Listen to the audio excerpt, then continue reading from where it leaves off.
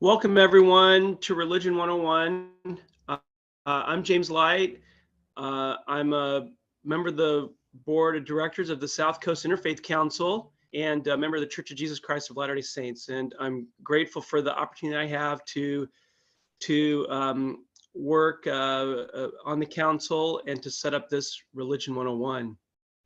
This evening, we are really fortunate to hear from Margreet Van Es, who I'll let her give her own introduction, but she's going to speak on research that she does as a member of academia on secularism in Europe.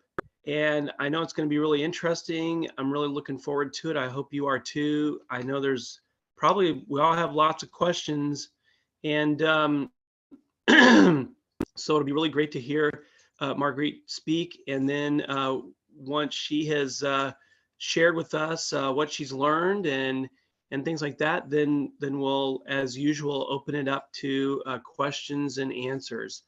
So I always give the disclaimer that our real focus is always to learn, and we have a lot of great discussion, and we just and everyone's really great at this, so we just really want to be good about not having like debates or things like that, and keep it as friendly and informative and educational and uplifting as we can. So I know I always give that especially for those who are new.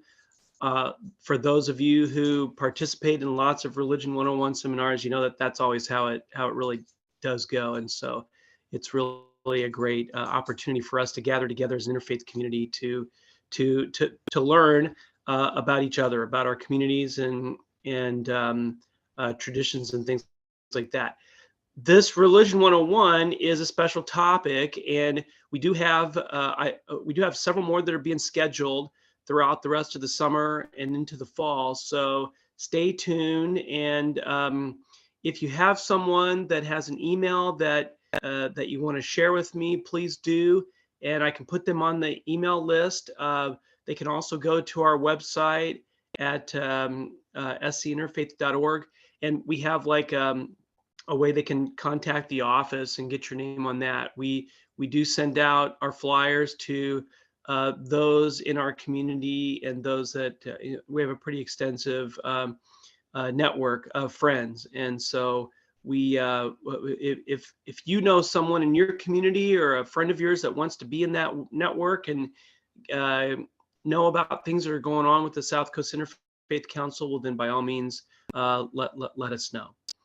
Okay, so with that, I am going to turn this over to Margreet, and you should be able to share your screen and do whatever you need to do as far as any kind of materials that you want to share. Okay.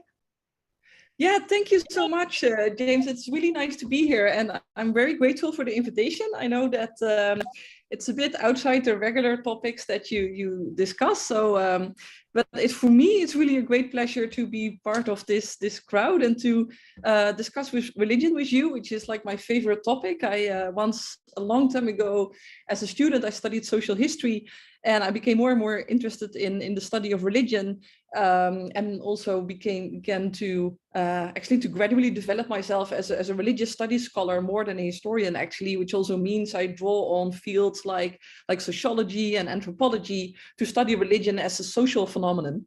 I do that at the University of Utrecht, which is in the Netherlands. So that's also where I live normally, but I'm here for just 3 months from April up to June as a visiting professor of European studies here at UCLA in Los Angeles, where I'm right now. So for me, it's a really nice opportunity to speak to people in California and beyond, and to discuss religion with you, and also to give a bit of a flavor of what the religious landscape currently looks like in Europe, what kind of social developments we see. So I'm really enjoying that. I'm going to share my screen in a moment because I have a few slides I want to show you. But right now I just want to ask as a check, so can you all hear me well? Or do you hear me double? Because in that case, I'll just switch. You hear me double or you hear me well? So far, so good? Okay. If there are any issues, just let me know, but I'll share my screen.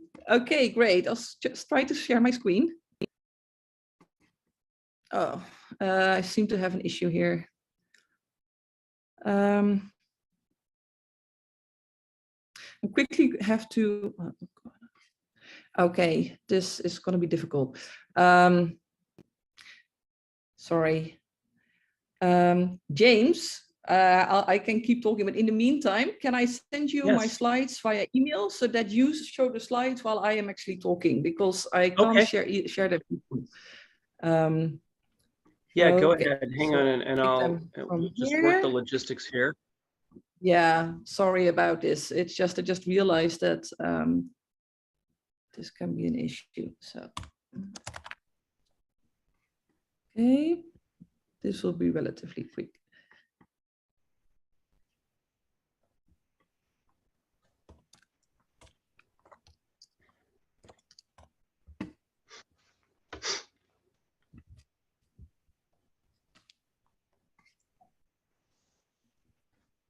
Okay, so the slides are coming your way. And while you are waiting for the email with the slides, I'll just start my talk actually, because I can do a lot of by heart, but there are a few pictures I want to show you, so I'll do that as soon as the slides are up. So the topic for today is secularization in Europe. And I thought it would be nice to talk about that, because a lot of what we do in the sociology of religion, and the sociology of religion is very much at the heart of, it's basically my main field at the moment. A lot of what we discuss in terms of the sociology of religion is really about secularization. It's like this recurrent theme that keeps coming back. People keep debating, what is secularization exactly? What kind of social processes does it encompass? How should we understand it? What is actually happening in Europe? And the interesting thing about Europe, I think, is that there's a lot of myth making about it. So there are a lot of misunderstandings, and sometimes also very sharp understandings about what is happening in Europe, especially Western Europe. So on the one hand, I think many European politicians at the moment, they take a lot of pride in having a Judeo-Christian heritage. So they take a lot of pride in having a sort of Christian cultural archive, to have a sort of Judeo-Christian civilization. And there's a lot to say about that. I mean, Christianity and Judaism have both, despite centuries of anti-Semitism, Judaism and Christianity have both really had a lot of impact on contemporary European societies. I mean, the historical traces in terms of ways of thinking, in terms of the culture, the religious holidays, if you think about religious buildings, but also small cultural practices, you cannot underestimate the influence of Christianity and also of Judaism, actually. At the same time, there's a lot of nationalism going on where the notion of a Judeo-Christian heritage is also used to exclude other religious groups. From a sort of sense of European belonging. So on the one hand, there's a very strong pride in especially a Christian heritage. Interestingly, that you see especially happening among very secular politicians. So actually the more secular the political party, especially the conservative liberals, for example, are very secular, they embrace a sort of Judeo-Christian heritage, while it's actually often religious Christians and also religious Jews, but mostly religious Christians, especially evangelical or Pentecostal Protestants, who say, no, man, this is not a Christian Europe. This is a godless Europe, or it is a non-religious Europe, or it is maybe a post-Christian Europe, or it is an atheist Europe. But they really lament that Europe is not Christian anymore. And they would emphasize the non-religious dimension. And actually, internationally, globally, I think for many people, Europe has this, especially Western Europe nowadays, has the reputation of being a very non-religious, maybe the most non-religious part of the world. And that's something I want to look at. So what I want to do as a sociologist, what I'm very interested in, is also to not so much think in terms of religious truths or how to interpret the Bible or how to interpret the Quran, but I'm much more interested in social dynamics. I want to know what religious people do, what religious people say, how they think, how people are anti-religious, how they interact with religion, etc. So it's not so much about the content of religions, but it's more about what religious people do and think and what they say. But of course, the content of religious, the teachings of different religious traditions, they matter here. But that's just a little bit to start with. So James, can you already share the slides perhaps? Would that be possible? Just about, it's downloading and it's just about there. Okay, So good. give me one No, sec. okay, so I'll just keep going. So for example, I'll show you soon when the slides are up, I'll show you a picture of, just to give you a bit of an idea of the sort of image that Europe has, and maybe you share this image as well, but the image that Europe has across the world as a very non-religious country, as a country that, or sorry, a continent, especially the Netherlands where I'm from, is seen as like the most non-religious part of a very non-religious continent. But so I want to show you a poster, and it's a poster for a conference, and it is organized. Yeah, so this is the first slide, so we can straight away go to the next slide.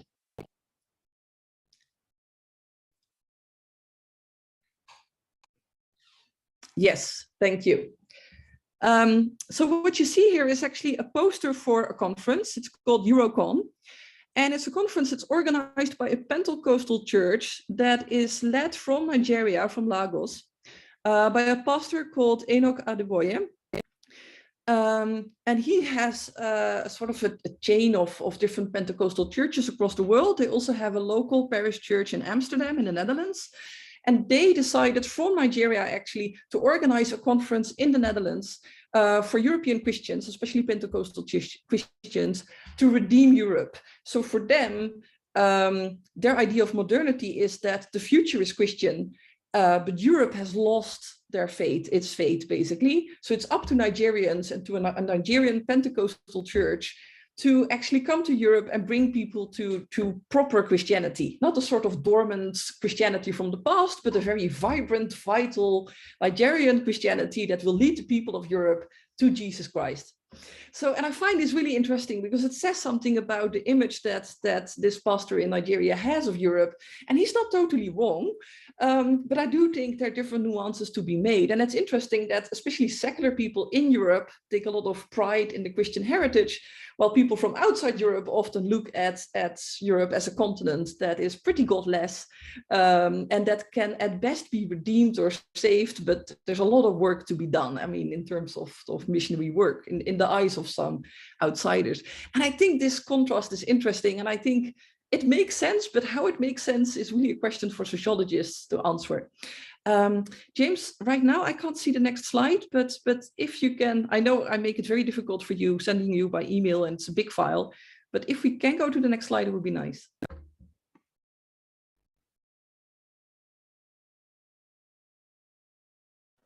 Sorry, I'll unmute. Okay, so I have the one up that says a sociological approach to religion. Yes, great.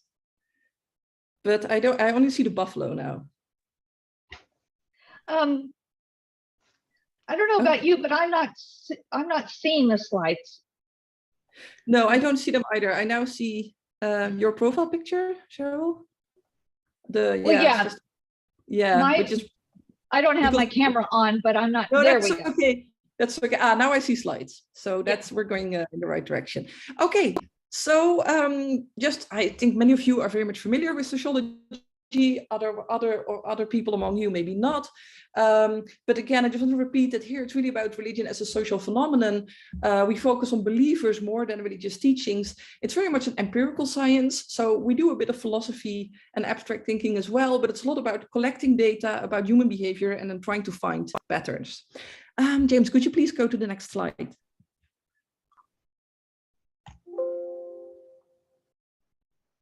Yes, thank you. So what you see here, I just want to go back to the very early history of sociology and also sociology of religion more specifically.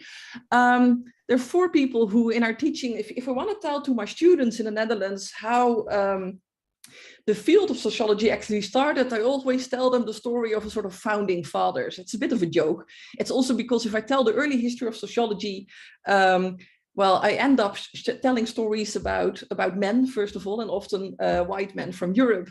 So I often say, well, but they are actually a sort of founding fathers. I mean, they really established the field of sociology. It started with Auguste Comte. already in the late 18th and early 19th century, but especially in the course of the 19th and early 20th century, you have people like Karl Marx, Max Weber, and Emil Durkheim, who really laid the foundations for the field of sociology as we know it today. All four of them were very occupied with the topic of religion and the role of religion in society. And all four of them were actually convinced of a sort of secularization theory that they developed. All four were convinced, each in their own way, that the more modern a society becomes, the more religion will actually disappear. So for them, modernization was basically equated or conflated with secularization. They all thought that modernization, first of all, it means urbanization, it means people moving to big cities, leaving their parish church behind. So he took Christian Europe as a sort of example, or basically a sort of empirical case for their theories. All four of these early sociologists, they looked at the history of Europe, they looked at modernization, they saw processes of urbanization, of individualization, the rise of modern technology, a growing faith in modern science. And they said, well, these dynamics, they must lead to secularization. And they actually believed really in a sort of hardcore disappearance of religion. But they had different ideas about it. So Auguste Comte, for example, was the first one who thought that you could study human behavior by collecting big sets of data and then looking at patterns, and almost as if you could make a sort of natural laws regarding human behavior. But he was also the first one to really be concerned with, like, what does modernization do to religion? How does religion change, and how does the role of religion in society change when a society becomes more modern? And he immediately said, well, religion is bound to disappear. And the same is true for Karl Marx in a way. Now, Karl Marx is, of course, mostly become famous because of his political ideas and the consequences of his political ideas. But he also had strong ideas about how to do science and how to study society. In that sense, he also contributed to the field of sociology, although we don't take all his teaching seriously anymore, but he had some insights that were quite interesting. But he also believed that religion would disappear. And for him, this was not just a sort of scholarly observation. He really celebrated it. As you probably know, Karl Marx was not very fond of religion. He really thought it's a way to distract people from the real problems, the real things that matter in society. Karl Marx thought it's a good thing if modernization leads to a disappearance of religion, because according to Karl Marx, if this religion disappears, then the working classes will finally understand how society works, how they're being oppressed, and then they can finally revolt against their oppressors, the bourgeois, etc. So in this Marxist theory, religion had a very negative role, and the disappearance of religion as a result of secularization, modernization, for Marx, that was a great thing. For Max Weber and Emil Durkheim, they had a different idea about that. So Max Weber, famous sociologist who also wrote a lot about history and economic theory, Max Weber had more mixed ideas about it. So he associated secularization a lot with what he called the disenchantment of the world. So the idea that, for example, in medieval Catholic Europe, people would, and also in the early modern period, people would live in a sort of magical world where scientific explanations didn't much exist. He believed that people had a very mixed faith with a lot of Catholicism, but mixed with pre-Christian traditions and ideas about spirits living in forests. So for Max Weber, he thought, a long time ago in Europe, we had a sort of magical world. And due to also the Reformation, but also secularization later on, people start to emphasize rational thinking more and more. But they may also, as a result of that, people will emphasize rational thinking so much that they will actually leave religion. Now, this is interesting because he assumed that rational thinking means moving away from religion. I think many people now would disagree. There's no natural contradiction between rational thinking and being religious, but at that time, for Max Weber, this was a thing. There was an immediate connection. So the idea that the more rational a society becomes, the less religious. And when religion disappears, Max Weber said, well, it could be a good thing. But at the same time, people also lose something. Living in a disenchanted world, in a less magical world, is not always more pleasurable. So he had mixed feelings. The last one of these four founding fathers, Emil Durkheim, he really lamented the idea of secularization. which is interesting because he grew up in an Orthodox Jewish family and left Jewish Orthodoxy himself as an adult. So he knew what it was like to lose your orthopraxy or your orthodoxy. But in any case, for Emil Durkheim, he said that for him, religion is very much connected to social cohesion. People experience social cohesion, people experience togetherness via religion and via religious rituals.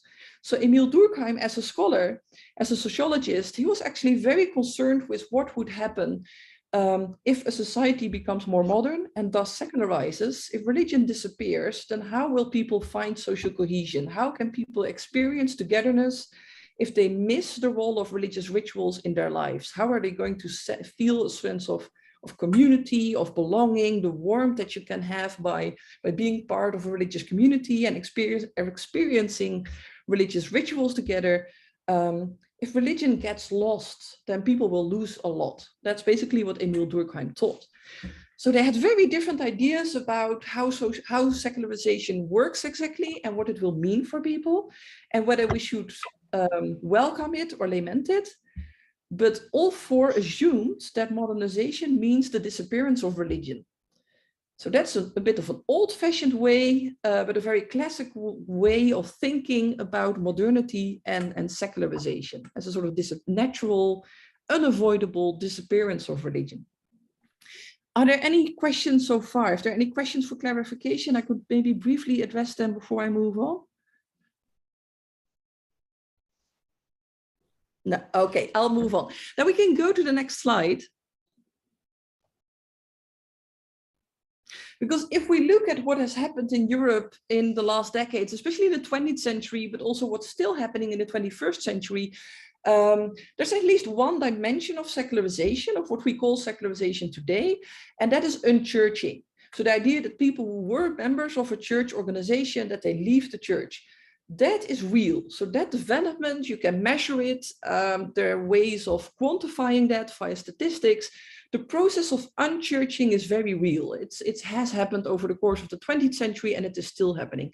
If you look, for example, this is just one example in Europe, at British surveys. So in the UK, they're really good at having surveys and asking people about their religious beliefs and connecting that to all sorts of other social factors and dynamics. So they have very good statistics in terms of religious beliefs and religious belonging. And the interesting thing is that in the UK nowadays, especially the last decade, more than half of the British population indicates that they have no religion. So if they can choose between Catholic or Anglican or other Christian, including Pentecostal, or the category other, which is Muslim or Buddhist or anything, even if they have so many boxes to tick, more than half of the British people say that they have no religion. Well, actually, in a very recent past, so even in the 1950s or 1960s, almost everyone would say that they belong to a Christian church, mostly the Anglican Church, the Church of England, but also there were quite a few Catholics at the time. But almost everyone was Christian in one way or another. And now more than half of the British population says that they have no religion. And if you look at Europe, there are a few other countries where this also applies. And the Netherlands, where I live, is one of them. So the Netherlands, also the last 10 years, we see a demographic development where more than half of the Dutch population says that they have no institutionalized religious belonging, that they have no religion. The Czech Republic is another example. In most other countries in Europe, there is a large minority of people who say that they have no religion, but they're not the majority yet. So in most countries, it's a little bit under 50%, but in the Netherlands, in the UK, and in the Czech Republic, it's more than 50% actually, who indicate that they have no religion. But actually, this shouldn't be an answer to the question whether secularization is happening, but it actually should be the start of many new questions. Because if people say that they have no religion, what does it actually mean? And how should we understand secularization? And is secularization even the right term? Well, spoiler alert, I do think that secularization is a very good term to indicate what's happening in Europe, but we have to have a very nuanced understanding and definition of what secularization is. So we should actually move away from the idea that secularization means a disappearance of religion. It does mean that the societal function of religion changes. So it moves a bit more to the private sphere for those who keep some sort of religious belief and belonging. It's not totally limited to the private sphere, but you do see that there's a shift there. Secularization is partly also about changes in terms of institutionalized religious affiliation. So in simpler terms, whether people belong to a church or another religious organization or not. So what we see in Europe is that fewer and fewer people say that they belong to a particular church. Also, that is also true for many other religions, by the way. It's not only true for Christianity, but you see similar patterns also in other religions. But the same people who say that they no longer have a religion or that they no longer go to church, it doesn't mean that they have no religiosity at all anymore. So it's more, secularization is more about how religion changes. It changes in terms of what it means to people, how much value people attach to it, what kind of role it has in society, what kind of role it has in politics. It says something about the relationship between church and state, but it doesn't mean a complete disappearance of religion. And actually, if you look at sociologists today, what they disagree the most about is not so much about whether people are unchurching or not, because that process we see very clearly, but more like how should it, and it's also not much about do we see secularization, it's more the question of how should we interpret the data that we have and how should we understand secularization properly, what is actually happening and how should we define secularization properly. I don't have one clear answer for you, but I can show you a few patterns of what's happening in Europe to give you an idea, a more nuanced understanding of secularization in Europe. So can we go to the next slide, please? Yeah, so this is just very briefly, if we think about people who say that they have no religion, you may think about atheists. So you may mistakenly draw the conclusion that more than half of the British population, for example, or the Dutch population, that more than half of the population is atheist. That is not the case. So we have certain groups that are actually proactively spreading an atheist message. So for example, Richard Dawkins is one of them. They had a very famous, or for some people infamous, bus campaign where they wanted to spread the message that there is no God. Or that there's probably no God, so that's an interesting phrasing. But this is actually just a very small part of the population who is convinced atheist and who also wants to share that as a message. That's actually, there are many, let's say, silent atheists in Europe, but there are very few atheists who are convinced in a way that they want to spread that message to other people. So if we could go to the next slide, please. Yes, thank you, James. So Linda Woodhead, she is a very famous British sociologist, and she looked at those surveys in the United Kingdom that say that more than half of the British people say that they don't belong to a religion. And she wanted to find out through qualitative research, what does that actually mean? So through a combination of statistics and qualitative research, open interviews and other forms of research, she wanted to find out, like, what do these people actually believe? What kind of people are these, and how do they live their lives who say that they don't have a religion? And what you see is that, so we call them the religious nuns.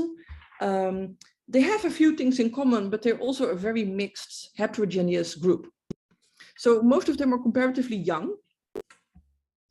So on average in Europe, and I think the same is true for the US, but in Europe, it's often when young people are often, well, less religious, at least it seems so in surveys, than older people. So the process of unchurching is something that affects young people much more than old people. So they're comparatively young. What also these people who say that they don't have a religion, what they have in common is that they all say they appear to have a strong commitment to making up their own minds. But, and this is interesting, some actually do believe in God, and some are convinced atheists, and many are somewhere in between. So out of all these people who say that they don't have a religion, it doesn't mean that they're atheist or that they don't believe in anything. They may actually believe in God. They may even have a very Christian notion of God or a very Jewish or Islamic notion of God. But they say that they don't have a religion because they're not registered members of a church organization. or they're not going to a mosque regularly, or they don't go to a SCIC place of worship, Gurdwara.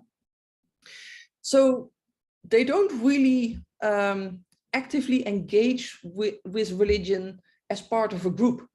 So they don't consider themselves to be religious because they don't experience and do religion in a very institutionalized, organized way. They don't see themselves as fitting into a particular religious box or category.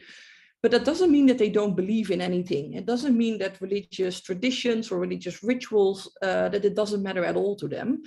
And they also may have a certain personal affective affinity with one or more religious traditions. But out of those people who say that they don't have a religion, actually only few are convinced atheists. So that is probably already something important to remember when we look at Europe, that we should have a bit deeper understanding of the statistics that we have available to us. And out of those people, many identify as spiritual but not religious. So in Europe, saying that you're spiritual but not religious is also a new way during the last few decades of saying that you believe in some sort of transcendent forces, that you believe there's more out there than just this material world in which we live. But at the same time to disidentify from organized religion as it was dominant in European societies in the 1950s and 60s, for example. So it's a bit of, as sociologists, we're a little bit skeptical about this separation, about being spiritual but not religious, because often if you look at what people say, what they do, what they believe, it is more or less the same. And I think many people who are very devout Christians or practicing Muslims or Jews, they would probably, if you ask them, they often say, well, religion is all about spirituality. You know, why would we separate that? A lot of what we do it for spiritual reasons, for our relationship with God, or for having a very sort of deep sense of community, or there can be many things that people, how people formulate it. But many religious people who are part of an organized religion, they wouldn't separate the spiritual from the religious. But for many people who say that they don't have a religion, this separation is actually very important to them. Can we go to the next slide, please?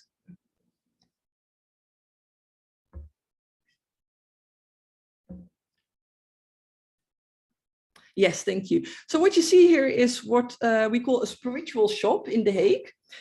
So this is just one shop, but there are many of them, and they sell all sorts of things, items, objects, books that people like to use in a sort of mix and match way to increase their spirituality. So you may find books about Buddhism together with particular crystals and other things. And this is very typical for all sorts of new spiritual movements, where people actually engage in all sorts of ways of dealing with the divine, or to increase their own spirituality, as they would say, in a very personalized, individual way, often in the private atmosphere of their own homes. So they may have some associations to do meditation, or maybe they engage in some sort of group practices, but a lot happens on an individual basis at home, and people borrow practices and traditions and ideas from many existing religious traditions, but they also make up new things in a very creative way, actually. So what's going on in Europe now among some people who claim to be spiritual but not religious is a sort of, well, you could say it's a sort of religious shopping, but it's also a very creative, individualized way of dealing with different forms of spirituality, you could say. And here shops play a very important role, because these forms of well, as a sociologist, I call it religion, but for people themselves, it's important to call it spirituality, not religion. These people don't have churches or mosques to go to, but they do find each other, and they do find what they need in, well, via private entrepreneurship. So it's often these kind of shops that play a very important role. And you can see it as a sort of response to secularization and to institutionalized traditional religions at the same time. So in Europe, and I think there are many parallels here to be drawn with the US, especially with perhaps the coastal states. But the idea that on the one hand, these new spiritual movements, including New Age, but also new paganism. And now I think the latest trend here is also the idea of manifestation, which is in a very secular language, people will tell you also via social media that if you want something to happen in your life, you should first imagine it, how it happens, and then it will actually manifest itself through these energies in the real world. So this is like the latest trend when it comes to new spiritual movements, but you also see that the language that people use is more and more secular. But it's a response to secularization in the sense that it comes with the idea that the disappearance of religion makes people more and more materialistic, and that also living in a modern society comes with a lot of materialism, which ends up making people unhappy. So the idea within many of these movements is that we have to solve that problem, not by turning back to traditional religions, but by finding new ways of dealing with spirituality to give a deeper meaning to life beyond the world that we can see in the here and now. So it's a response to secularization in a way, or at least it's built on a certain idea that modernity comes with more and more superficiality, materialism, etc., etc., and that we should do something about it. At the same time, it's also a response to many established institutionalized religions, especially mainstream Christianity, because a lot of people who engage with these new spiritual movements, they were often born and raised in Christian families and then left the church. Well, if they're of the generation of my parents, for example, they left the church during the 1960s and 1970s. And later in their life, they wanted to find a new way of giving a deeper meaning to life. And then they turned to these new spiritual movements. Now, this is not limited to the West. I mean, you see it a lot here, but actually what I found is that in different parts of the world, you see very similar dynamics. So in Japan, for example, you also have new spiritual movements, but there people don't draw so much on Buddhism, because for them, Buddhism is a very traditional local religion. Not much to gain from there, some young people say, when you want to build a new spiritual movement. So they would actually draw on other different religious traditions from the world that are a little bit foreign to Japan. Sometimes they also draw on Shintoism, which is a more Japanese way of dealing with the nature as something spiritual. But so you have new spiritual movements in different parts of the world, but they draw from different reservoirs. They draw from different traditions and cultural archive, depending also on what people think is exciting, what feels new to people. So these new spiritual movements are, you can see them as a typical example of how religion doesn't necessarily disappear, but it does change. It does change in terms of how it works in European societies, and it changes in terms of what people believe and how they make that real for themselves and how they make it work. Are there any questions about this so far? So I have a tendency to speak a bit fast, perhaps. So if there's something that I should say again, or if there's something you would like me to clarify, I'm more than happy to do that. Okay, we can move to the next slide.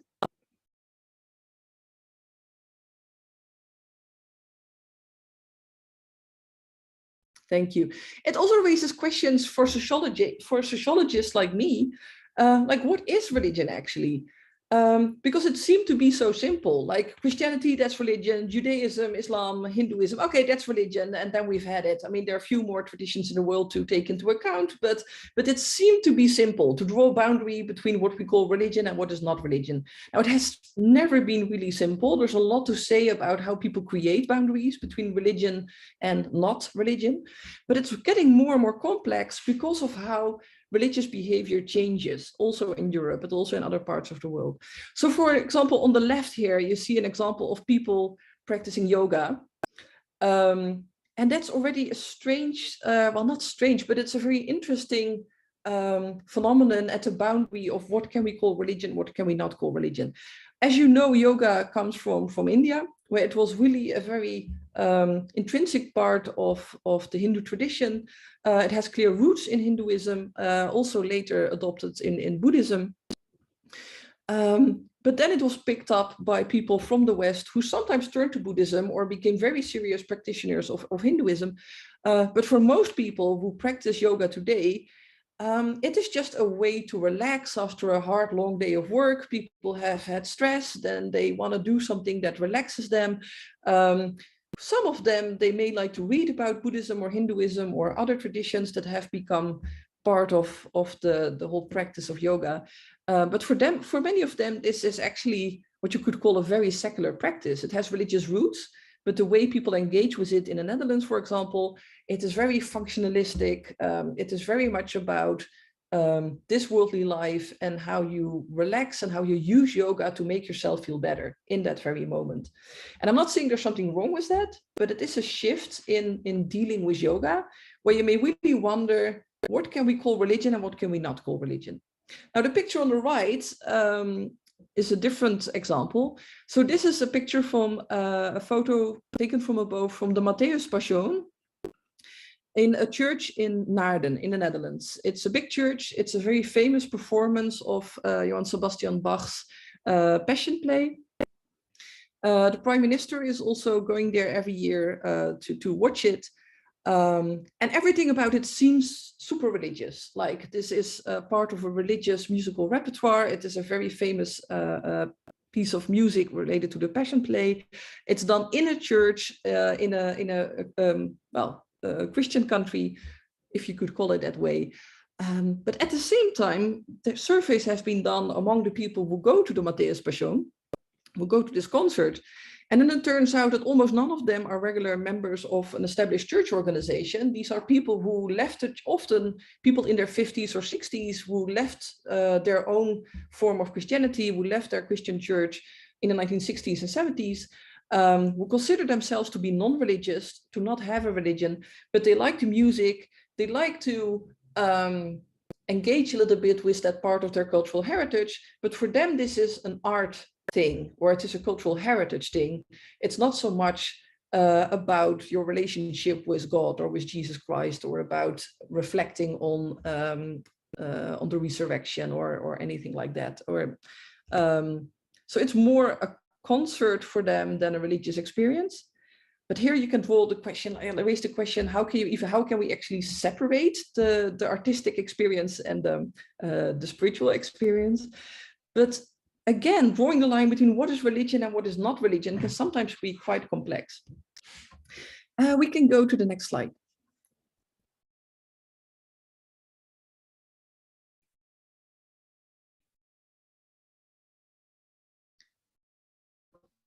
So we can go to the next slide, please, if that's possible.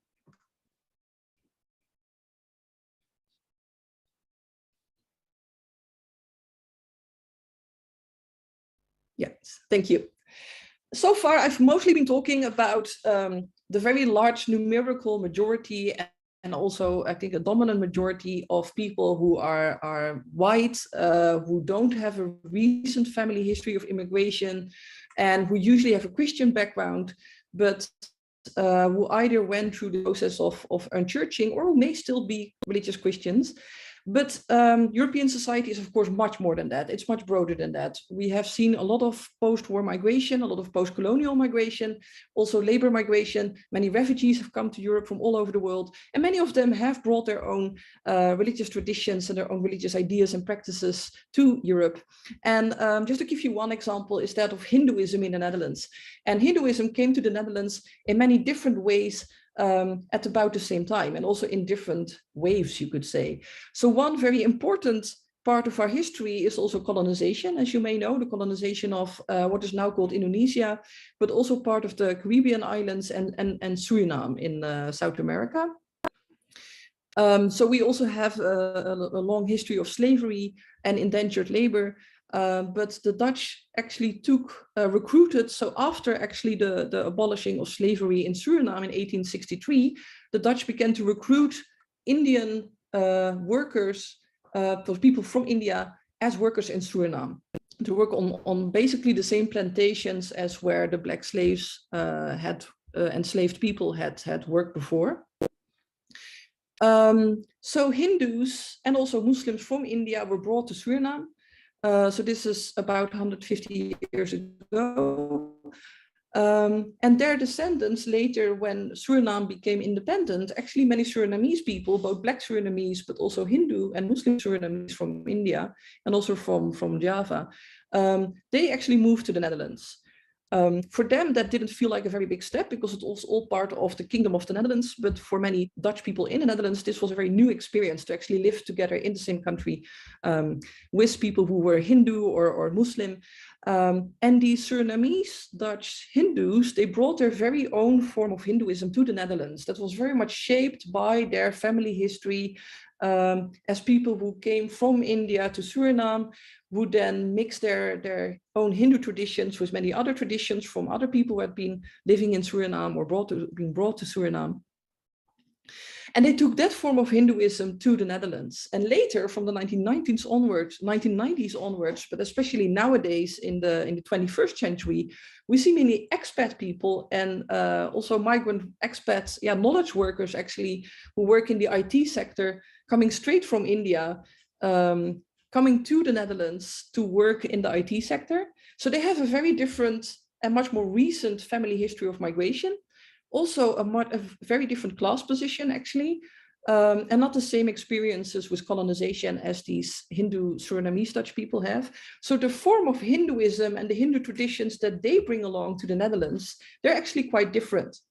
The challenge is for the two groups, because they're still very small minorities in the Netherlands, the challenge is for them to share certain resources like Hindu temples and to somehow make things fit a little bit for both groups so that they can have religious gatherings together where both groups actually feel at home and where they can practice Hinduism the way that they both like. So there's a lot going on in the Netherlands now. Even if you look at Hinduism alone, it is a very diverse and also very heterogeneous tradition, you could say. But immigration, of course, has diversified the religious landscape a lot. And that's not only true for Islam and Hinduism and also Buddhism, but also for new forms of Christianity that we didn't have so much in the Netherlands before. So Pentecostal Christianity, for example, from through globalization, a bit of Americanization as well. So many evangelical Christians have tried to do a bit of missionary work in the Netherlands also, especially from the 1950s onwards. But we also see the Nigerian Pentecostals who say, well, we have to save Europe because it has become a godless continent and we have to save them before the end of times come. So, and there are, of course, Coptic Christians from Egypt moving to the Netherlands. So Christianity itself has become much more diverse. And also this is later sociologists have later tried to make a more encompassing definition of secularization, where they say, well, secularization is not so much about the disappearance of religion, but it's also about the diversification of religion. The fact that you have a religious landscape where it is not a given that you belong to one particular Protestant or Catholic mainstream Christian church, but that you have so many different options, and that, well, some people opt out of religion altogether. Other people believe in a god or several gods in their own way, in a very individualized, privatized way. Other people borrow from different religious traditions at the same time. And there are people who stick to a particular tradition that they grew up with, but they try to revitalize it in their own way. And secularization also seems to be about that, about the fact that we no longer live in a society where one tradition has a sort of religious monopoly, which it often had if you looked at a very local level in many places in Europe, but where you have almost like a sort of free market competition between different religious traditions. We can go to the next slide, please. Yeah, so for example, Peter Berger, who is actually an American sociologist of Austrian origins, who wrote a lot about religion in Europe. Unfortunately, he died in 2007, I believe, or 2017. But a very famous sociologist who really is very important, I think, for post-war, more nuanced ideas about what secularization is. And he says, well, it's not so much about the disappearance of religion, but it is more about religious belonging as a free choice. The fact that there will always be different religious traditions that matter to people engaging in all sorts of religious practices, maintaining all sorts of religious beliefs, but where you find your religious belonging is up to you. There's no longer one tradition that has a monopoly. But you can make your own choice. And some people do that, actually. But he also said, this creates a sort of free market competition It's more a hypothesis than a conclusion from Peter Berger. But he said now, before in medieval Europe, you only had the Catholic Church and you had Judaism, but Jews were extremely oppressed. So the chance that people would actually be tempted to convert to Judaism was very small. So technically, even though there was a bit more religious diversity than you may think, but technically the Catholic Church had a sort of a monopoly on religiosity in Europe, in medieval Europe.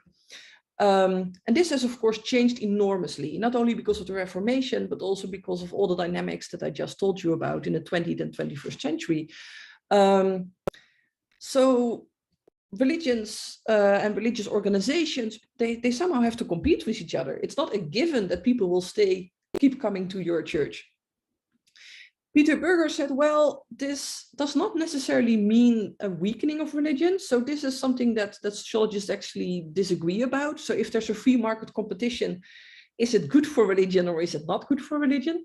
Some people say like, well, free market competition is actually good because it encourages churches and other religious organizations to really do their best to stay relevant, to keep followers, etc., etc. There are also people who say, well, in the end, when people are given the choice, some may choose a different church or a different religious tradition that they grew up with, but ultimately a lot of people will simply opt out of religion altogether. If people are given the choice, most people will become less and less religious. So there are different hypotheses and we don't know yet what is the ultimate truth in a way.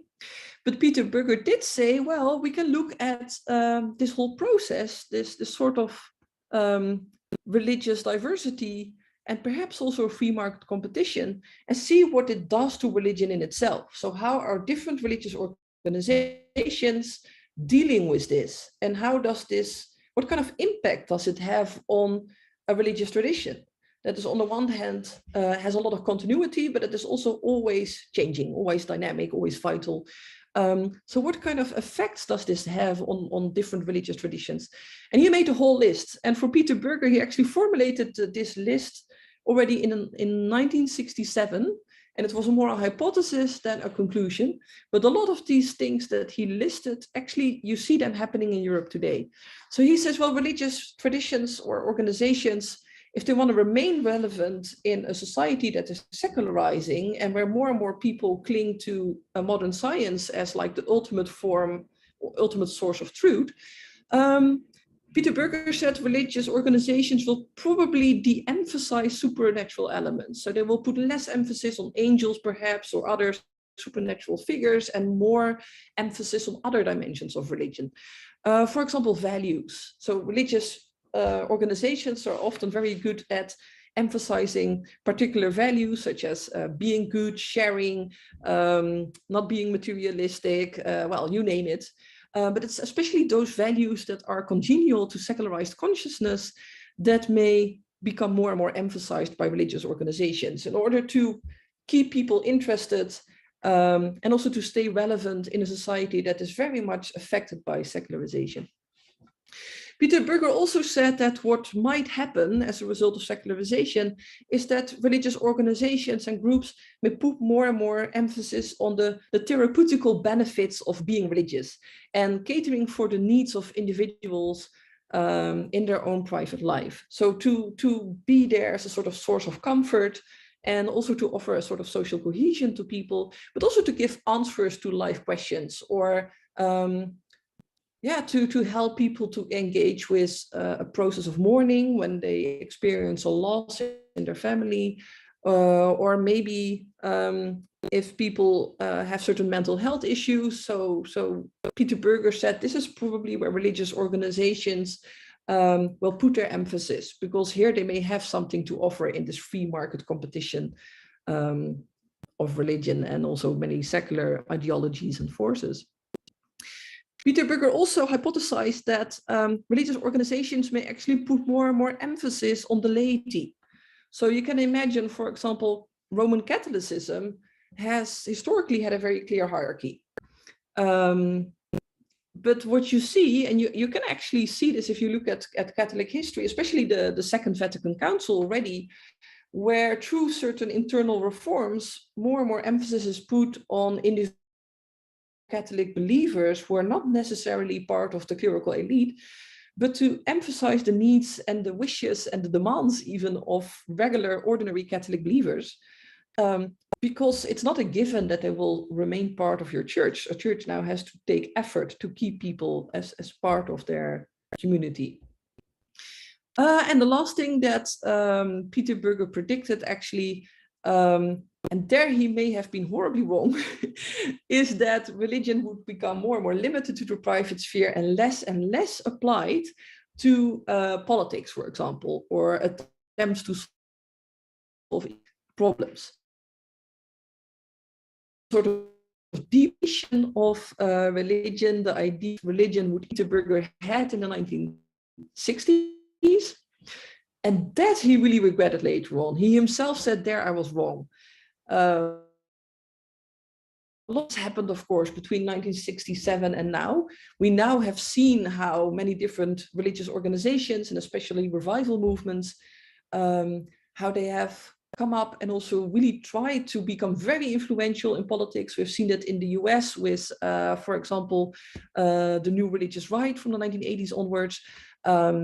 Yeah, we see it with many different movements in the world that sometimes stay out of politics, but also are sometimes very influential in politics. Perhaps not as much as they would like to see themselves, but you do see that religion and politics, they're not as separated as Peter Berger predicted in 1967. And he also acknowledged that very much in the 1990s and later. Can we go to the next slide, please? Yeah, so one of the last things I just quickly want to mention is also the importance of religious revival movements. So there are many people within established traditional religions who say, well, in response to secularization is we should actually call for a religious awakening. We should call on lay believers to actively participate in the religious traditions that they grew up in, or otherwise to convert to our religious tradition, and to have a very strong social engagement based on those religious convictions.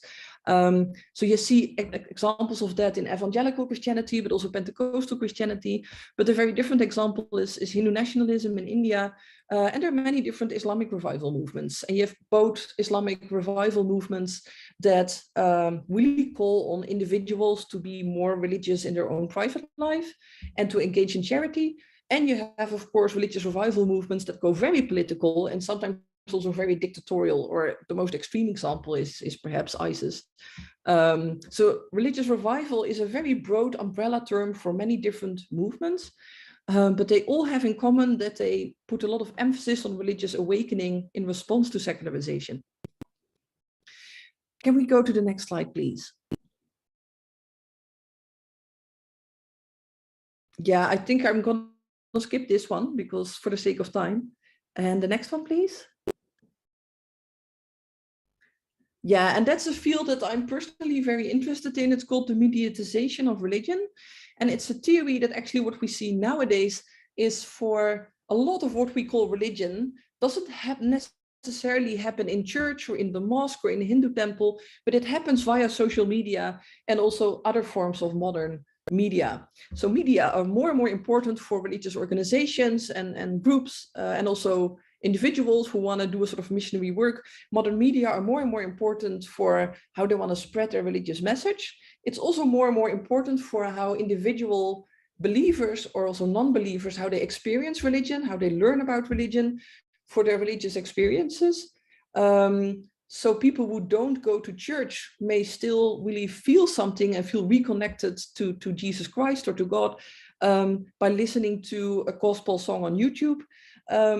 So media has also taken over the role of, or at least part of the roles that traditional religious organizations had, such as churches and mosques.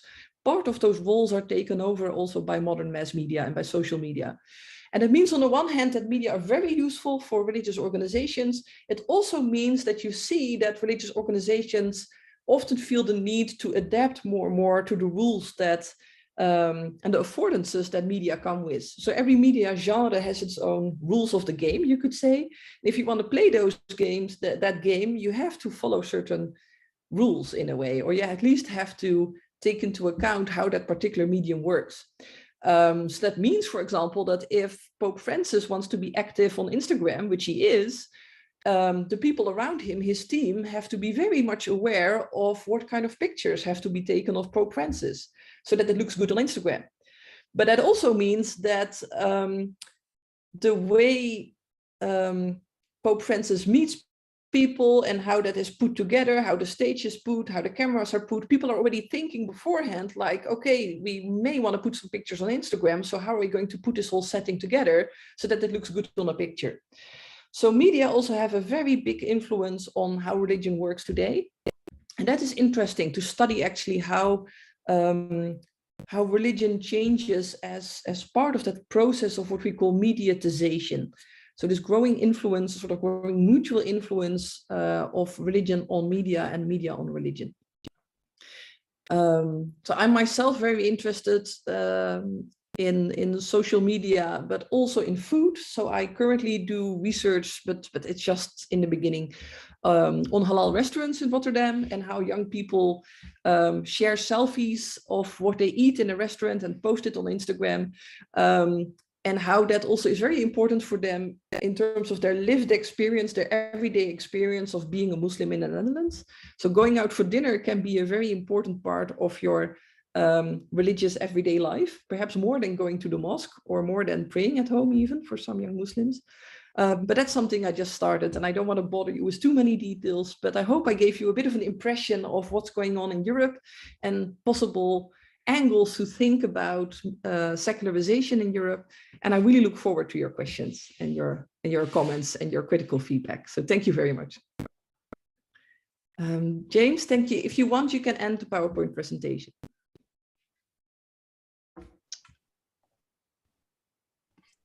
Okay, great. Thank you. Well, that was very interesting. I know I have like about 5 or 6 questions, but I don't, since I'm the host, I want to open it up to our participants. Who has a question that they'd like to ask? I may not see your hand raised, so just go ahead and speak up. I will. Just a moment, I'll adjust one light because otherwise I look, you can see more shadow than my face actually, which I think would be a pity.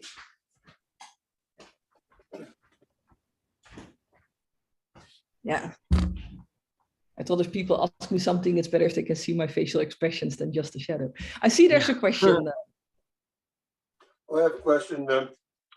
In your personal opinion, although this isn't necessarily your area of research, how parallel is this process in the United States and maybe in earlier stages? And will we repeat that? We've gone further down the road. Are we on that same road, or what are your feelings about that? Yeah, thank you. It's hard to say because for a long time, sociologists who worked in Europe and had their expertise on Europe, they thought that what happens in Europe will happen in the rest of the world sooner or later. And that was, of course, a very Eurocentric way of thinking about modernity. It's you know, and it doesn't hold. At the same time, we do see some parallels. So what we saw for a long time, sociologists thought that, okay, modernization will lead to secularization. Apart from the US, then the US was seen as the exception to the rule. So then the idea was in the US, people will stay religious. And we have to explain why people in the United States remain religious despite their modernity. So that was how it was phrased for a long time. Then we actually saw that despite very similar dynamics of urbanization, individualization, the rise of modern technology in many different continents, many different parts of Asia, parts of Africa.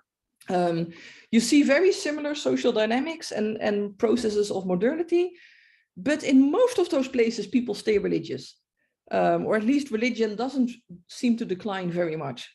So that was then people started to explain, okay, so maybe Europe is the exception to the rule. Maybe modernity doesn't lead to secularization at all, but in Europe it somehow did. So we have to explain why Europe is so different from the rest of the world. Now, again, we understand that maybe we just have to let go of thinking that there is a sort of law that connects secularism and secularization to modernity in one way or another, and we have to explain exceptions. Maybe we just have to accept as scholars the fact that every part of the world has its own way of modernization, and that it has different consequences for religion everywhere. I think what is really interesting here for the US is that recent statistical data show a different pattern than what we had expected 20 years ago. So until recently, we thought, you know, the United States is not secularizing very much. People are very actively engaged with religion, and that's how it will stay. But recent statistics show actually that for a long time this was the case, but especially in the 21st century, we do see that there's a very rapid, steep process of unchurching. So people who used to, or at least have a family history of going to church regularly, young people will now say in a survey that they don't identify as religious. They say that they belong to the category of non-religious people. So we go from institutionalized religion, often Christianity, to new forms of religiosity, or sometimes simply no religiosity at all. And that resembles a European pattern, but it is a much more steep development in the United States and also much more recent. But since it's a very recent development, we don't know where it is going yet. So it's very difficult to predict the future. So there are some similarities between Europe and the United States, but I think trying to, you know, I as a European scholar, I don't want to be too US-centric in trying to explain the United States, you know, so I think I'll leave it there, but I hope this answers your question a little bit. I think it's, I think though, I'll say anecdotally, just from experience that I know from my church, and I think we've talked about this in the Interfaith Council board, that, you know, there is a trend of unchurching, you know, where people choose to not participate in sort of like the regular, maybe you'd call it traditional, or, you know, like worship type activities and participation as a group. I also wanted to add a comment. You know, one of our member organizations, we've had a member, her name is Patty Heckman, that she's a SGI Buddhist, and SGI Sogo Gakkai International Buddhism is an example of where it didn't rise. It didn't really. It rose in rapid popularity in Japan after World War II, and during and prior to World War II, you could have called that a very secular, sort of militarized society, right? There was a lot of the folks that were adherents to those kind of principles that we associate with Buddhism, such as peace and you know, kindness and love and things like that, was persecuted, right? Was counter to the culture. And after Patty would know best, but after World War II, I mean, they literally had hundreds of thousands of people that were practicing as SGI Buddhists, you know. So that sort of, very interesting. Yeah, that leads to my question. Is there any research looking at this, the theory or the concept that there's always movement, a trend towards secularization from certain, you know, religions, and then a move towards less secularization, maybe in different parts? Because the way you described it, almost all Protestant religions in the US could be a result of secularization, right? If you think about your one definition that, hey, secularization is moving away from the dominant traditional religion that predominates a society, of a country, a government, whatever the base of that society is. So in that case, you know, the example of the SGIs is, you know, part of that. I don't want to call it ebb and flow, but part of that sort of growth here and shrinkage here and things like that. Not that they're, you know, that they are necessarily sizable, but I mean, there are some religions that have rapid growth, right? Churches and religions, even in many parts of the world. So is that a research topic that people are looking at, or a model? It certainly is. And especially, for example, the rise of Pentecostal churches is something that interests many sociologists, because Pentecostal churches seem to be very successful in gaining new followers or attracting new believers in a way. But what is a bit unclear So a lot of people across the world. So what I think we really should credit, I think, to Pentecostal churches in being able to attract new believers across the world. So they're very versatile in terms of being inclusive to people from very different backgrounds but at the same time, it's also quite, I mean, well, I'm not a Pentecostal Christian, so who am I to say, but it seems from a sociological perspective that it requires a lot of energy. Like you really have to, you're either totally into it. It's very difficult to be a passive Pentecostal. And that means that what we see is that many people are converting to Pentecostal Christianity and having a lot of enthusiasm. But it seems that there are also many people leaving Pentecostal Christianity again, but very quietly, and then moving to other forms of Christianity, or maybe a very different religious tradition. So there's a lot of movement into Pentecostal Christianity. What is less clear is, but it's very likely that there's also a lot of movement out of Pentecostal Christianity again, but it's very difficult to measure that. It's also, of course, when a religious movement is successful in attracting new people, they will proclaim it everywhere. You know, that's part of the whole advertisement in a way. When people are leaving the same religion again, no one will talk about it apart from maybe the people who leave, because that's not something you want. So that is also challenging for us as sociologists. But I do think that what the rise of Pentecostal Christianity shows, and it also is true for some forms of Islam, it is true for very specific forms of Buddhism, that actually do really well in a modernizing, urbanizing, globalizing world, and that seem to really thrive in these current circumstances.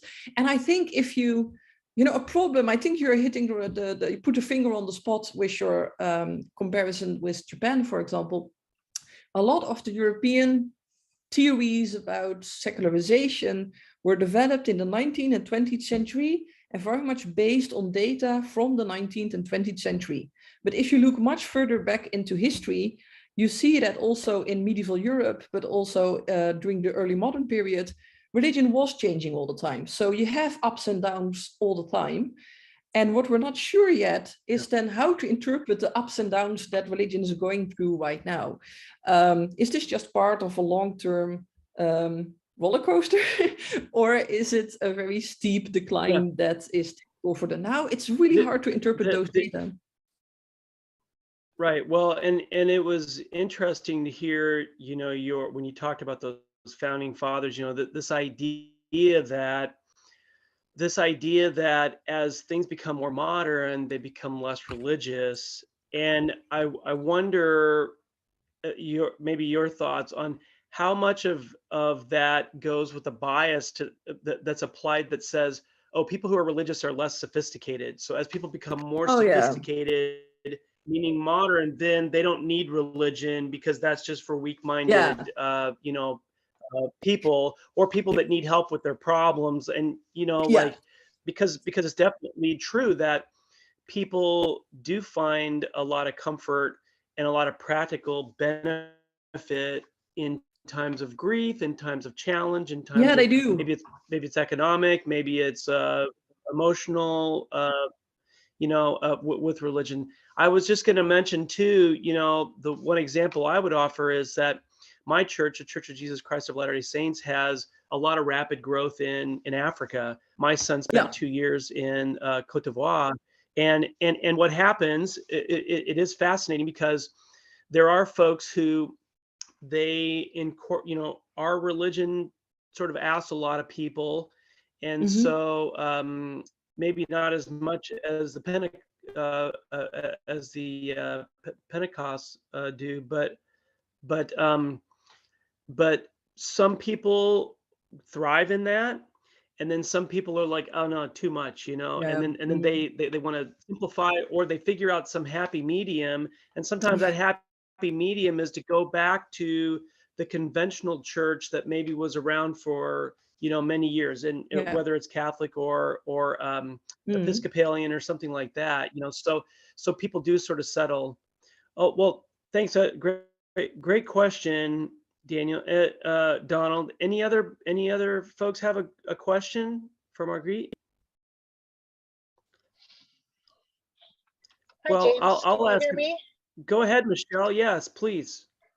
Hi. So I was very interested in tonight's topic because I very much see secularization as something that is happening very much here in the US. And sorry, I just took a long walk back from Knott's Berry Farm where we had our dinner, so I'm a tiny bit out of breath. But I am of the persuasion that the depression, the isolationism, the feelings of disconnection from society that we're seeing from people can be tied pretty directly to the secularization of religion that we're seeing here. And I'm wondering if there's any research in that area. It seems to me that when you step away from societal structures, that you take yourself away from communities, you take yourself away from support systems, you take yourself away from things that people have relied on for thousands of years to help give them purpose and meaning and a place in society and in the world. I'm just curious if you have any ideas or research on that. Yeah, thank you. Very good question. I have to, it depends a bit who you, if you ask me as a person, then my gut feeling says you're totally right. But if you ask me as a sociologist, then I have to rely on real hard evidence, and it's really hard to find concrete evidence for it. The reason is also that it's really difficult to study patterns, long-term historical patterns of mental health, because the words we use now to talk about how we feel, they didn't have those words and those terms in the 19th century, and they certainly didn't have them in the 17th century or the 16th century. So a word like depression, which can be very important to the world that you and I live in today, they didn't use that term if they felt in a similar way many centuries ago. So the way we talk about mental health shifts all the time. And if we talk in a broader sense about happiness, there are people who have tried to study through surveys and statistical research, they try to study the link between people's individual happiness and people's individual religiosity. So are people who go to church regularly, are they happier than people who don't go to church regularly? And the problem there is that, well, okay, spoiler alert, there seems to be a very small positive correlation. So people who go to church regularly seem to be a little bit happier than people who don't, but the difference is very, very small. And the problem is how to measure happiness, and how to measure happiness in a way that people answer what they really feel. As far as we have access to our real feelings, it's really difficult enough to say about ourselves whether we're really happy. But what happens in a survey is that people often answer what they think the researcher wants to hear.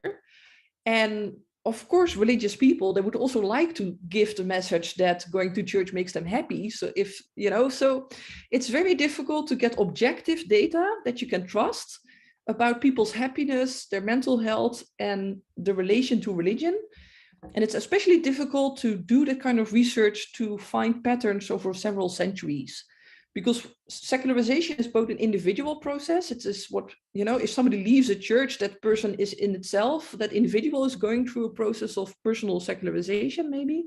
But it's also very much a broader societal process. It's a collective thing. So if you want to measure the effect of secularization on people's mental health and their happiness, what you want to do is actually see how people's happiness and mental health has changed over the last centuries, and how that relates to a broader process of secularization. But it's extremely difficult, if not impossible, to draw very hard conclusions about it. So I'm sorry to disappoint you. This is maybe not the answer you're hoping for, but I do see well, it sounds that, it sounds like what you're saying is the difficulty of making the measurements, right? Yeah. And drawing the correlations. Yeah. I want to ask along the same line as Michelle. What about, is it possible to measure what type of social groups that people substitute if it's not religion, like that they have a community in their religious group, and they say, oh, they're non-religious or not going to church. Is there data to show what other groups they're coming together in? You gave the example. I don't know if it was an anecdote or if it was representative of a statistic, of a more measurable trend, where people go to the store, right? And they would maybe that would be like a center of a social group of for people to interact and socialize and to do those kind of things. Are there other examples, or is there a trend, or do people just tend to go and become more isolated? And obviously, you didn't mention this, but I would think that COVID had a big factor in that as well, because essentially the government told us that we could not gather, at least in the US, right? Now in other in the Netherlands too. In some notable countries that that wasn't prohibited, but it then pressed everyone in all of us on the Interfaith Council Board and all of us represented here. We could talk about different things that our churches or groups did to bring people together on Zoom or on whatever, right? Because of sort of striving against that. But I would think that that possibly would be a factor. So is that something that people just, with secularization, they tend to be more isolated, or to participate in smaller social groups, or substitute their religious affiliation group with another type, sports or other dances or bars, or I don't know. Well, I think to address your first question, I think that many pastors and priests and religious leaders are actually very aware of this, that religion has many competitors in terms of how people spend their time, where they fulfill certain needs. So it could be that you're losing your church members because there's another church around the corner that has a fancier sermon and a nicer building, and then people go there, or they have better coffee afterwards. It could be that, but usually it's not so much that. Usually it is because people on a Sunday morning, they can choose between playing football, they could keep lying in their bed and watch Netflix. So it's often, there are many competitors, and it depends really if you split up religion into the different functions that religion has historically had for people. So those are many different functions at the same time. So it is about getting together, it is about being patient in really difficult times. So religion can encourage you to do that. Religion also has a darker side. I mean, in terms of, it can be a very useful tool for people to exercise power over other people and making them do things that they basically don't want. So religion has many beautiful sides and some darker sides too. Also because it alludes to a hereafter, which is, I'm obviously religious myself, and I would never be negative about religion in its totality, but we have to acknowledge that there are also many perhaps less favorable functions of religion that also have found their competitors. But let's say religion has had and still has many roles to play in the lives of people. And some of those roles, when it comes to finding places to get together and meeting other people, there are obviously many other alternatives. The difference is, I think, however, that many of those alternatives, like a hobby club or a sports group, or you go there out of your own free will, but usually the commitment is just as long as it lasts. So as long as you want to play football, you keep going to your football club. As long as you want to play a flute, you may meet other people who are part of the same orchestra.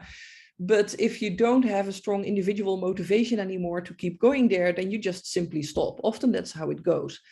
What we do see with religious memberships is that since often you're there with your whole family, maybe, at least in the traditional setting, people are so strongly embedded in a particular religious congregation and in religious life that it's not just a matter of, do I feel like going to church tomorrow, or do I really want to pursue this, but people keep doing it even out of habit, even if they don't want it so much anymore. And that means that the moment that people don't really feel like going somewhere, they may still have enough reasons to go and get that feeling again of being part of something bigger than your individual self. Also the idea that even if your own motivation is a little bit low, you may keep going. Also, you have in a traditional setting, especially if you've been a member of a church or a mosque group or a Hindu for a long time, you may have a very strong lifetime commitment to a particular group, which can be helpful as well. I mean, it comes with social obligations, but people are really embedded in a very deep level in a way of social structure, social cohesion, etc. Nowadays, people have more loose and more shifting ties with different groups of people based on their own choice. Sorry, this was a bit of a lengthy explanation, but I hope you get my point. So nowadays, there are plenty of places where you can go to experience togetherness, but these are often a bit loose ties and often shifting depending on individual needs and interests. It doesn't necessarily mean that people are more isolated. But I do think there's something different about being a member of a football club or an orchestra and spending your Sunday afternoon that way or your Sunday morning and being part of a church community or another religious community that offers a much more holistic social experience. But yeah, it is a serious competitor. And also if it comes, for example, another function of religion has historically been to give people very special moments in their life where they really feel like as if the world stands still, maybe. Or many people who are religious, you may have experienced moments in your life where you're attending a church service or you're praying in a mosque or maybe you're in the temple. And there's this moment in a ritual where everything seems to come together and you really feel a deeper connection with yourself, with the community that you're part of, or maybe you feel the strong intensification of your relationship with God. And these moments, especially when you experience that together with other people, they can be really powerful. So this is something that Durkheim, for example, the early 20th century sociologist, he wrote about that, this idea of, he called it collective effervescence. Together experiencing religious rituals can give a very deep sense of togetherness, and it can be a very powerful emotion to feel. That is very difficult for non-religious settings to take over that role, but it does happen. So for example, nationalism can do that sometimes via nationalist rituals, but sometimes also arts and film can do that. They are not as good as it perhaps as religion, but for some people, to a lesser extent, and maybe this sounds very sad or very beautiful, depending on your own perspective, but even watching a good Netflix movie together with a few friends can give a sort of,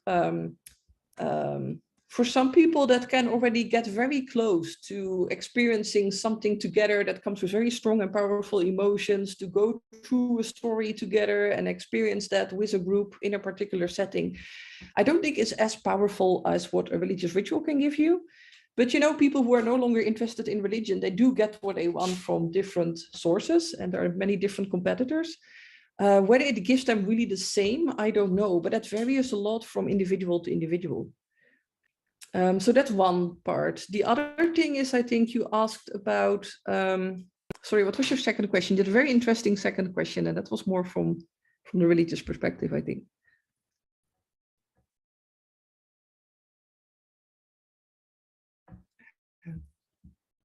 James, I think you asked another question that was very interesting.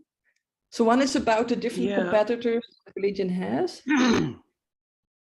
Yeah, so I think you've covered it as far as the just the alternate social groups that people might gather to. Yeah. Let me ask first, is that anyone else have another question? I have another one queued up, but I want to give our participants a chance first. Anybody else have a question for Margreet? Okay, well then I'll pull the trigger on this one. So one thing that you, okay. Yes, Manek, please. Yeah, I was just going to make some comment, rather than question, that we are living in a very fast moving changes, technology wise and all that, with a lot of fraud, misuse of technology and everything, with fraud, misuse of religion.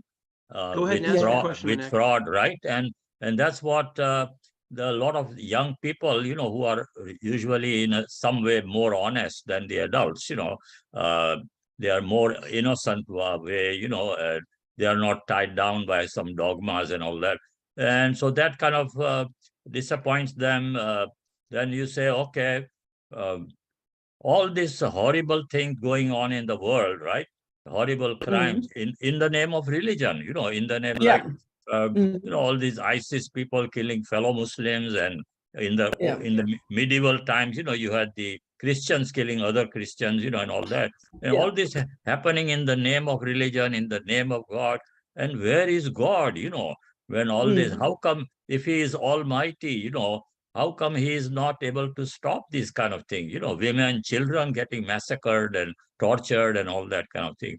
So it's a very, very mind-boggling world, all kind of thing going on. I always try to say that, if we go back to the original words of the founders of the religions, what did Jesus Christ say? Okay, what did Muhammad say? If we really go to the source of the original words, if we can find them reliably, that those are very basic concepts, right? You didn't have to blindly believe in something. They told you, okay, well, these are some practical principles. If you follow, love thy neighbor, right? In our Zoroastrian religion, it's a happiness to them who create happiness for others. Contentment is a great thing. If we follow these principles in whichever church you are, but just focus on those principles. Like, okay, when you are following some rules of the church or temple, you kind of ask yourself, okay, is this rule and thing compatible with the basic principles of the original founders, and try to say, well, if it is not compatible, then there's something not quite, reliable to follow. So this is what I feel like, and that will also bring us all from different religions, closer together, because most of the religions, the founders, they are telling the same kind of very simple, basic principles, right? And we can use that to say, okay, we all follow, we all have something in common over here. We are brothers and sisters, and just like, you go to, when we have different kinds of foods, right? Italian food, Chinese food, Mexican food, we some of us enjoy one type of food better than the other, and yet we don't usually fight about that, no, this is the only way to, enjoy yourself or have the nutrition or what have you, So they're just some thoughts, that I'm throwing out here. No, thank you. I think that is a very important point. And I do think, and that's also why, I agree on many levels with what you said. And that's why I'm also very happy that something like the Interfaith Council exists. To make this kind of conversation possible and to show that in the end, I think it's really valuable to put more emphasis on what we have in common than the many differences, because there will be plenty of political leaders out there who will spell out the differences for us. So it's really important that we also focus on similarities. But at the same time, I sometimes think I wish it were so easy that if we just go to the basics of our religion, we'll all get together. Because I do think that in their foundations, our religious traditions, they are very similar. And I do think it would help. But what I also see in my work is that precisely those people who claim that they are the ones who go back to the pure form of their tradition, they can be really picky about what is the right way of going back to the original Islam, what is the right way of going back to the original form of Christianity, and then they start fighting over that. So the problem perpetuates, but it shifts focus, and that's really a pity. So it takes, I think, a lot of self-reflection and self-relativation to be able to do what you proposed. So I do think it's a very valuable thing, but it seems to be a very difficult thing.